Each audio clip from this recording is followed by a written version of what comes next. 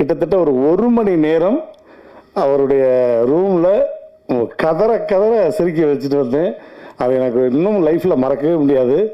அப்புறம் வந்து பாப்பா சொன்னாங்க, சார் உங்களை மாதிரி அப்பா பேசுவார் அப்படின்னோடனே, சரி பேசுங்க அப்படின்னாங்க. சார் பேசட்டுமா?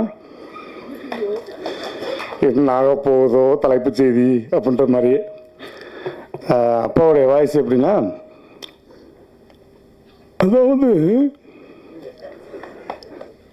இந்த படத்தில் வந்து அந்த குண்டம்மாங்கிற ஒரு கதாபாத்திரம் இருக்கு இல்லையா, ரொம்ப பிரமாதமாக நடிச்சிருக்காங்க.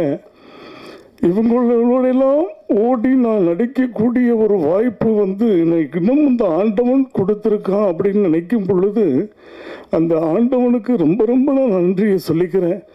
இந்த படம் மிகப்பெரிய வெற்றி படமாக இருக்கணும். பொதுவாக மற்ற உயிரினங்களை திருப்பி போட்டால் அந்த கடவுள்ன்ற வார்த்தை வருமோ அப்படிங்கிறது தெரியல. ஆனால் டாக்கை மட்டும் நீங்கள் திருப்பி போட்டிங்கன்னா அது காடுன்னு வரும். அவ்வளவு அழகாக நடிச்சிருக்காங்க.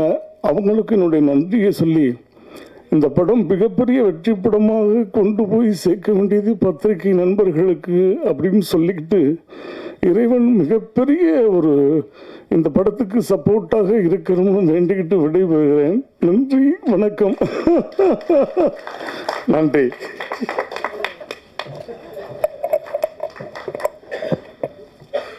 Thank you robo. அந்த சிரிப்பு ரொம்ப பர்ஃபெக்டாக இருந்துச்சு சார். நிஜமாக பேசும்போது தெரியும் எல்லாருக்கும். ரொம்ப நன்றி.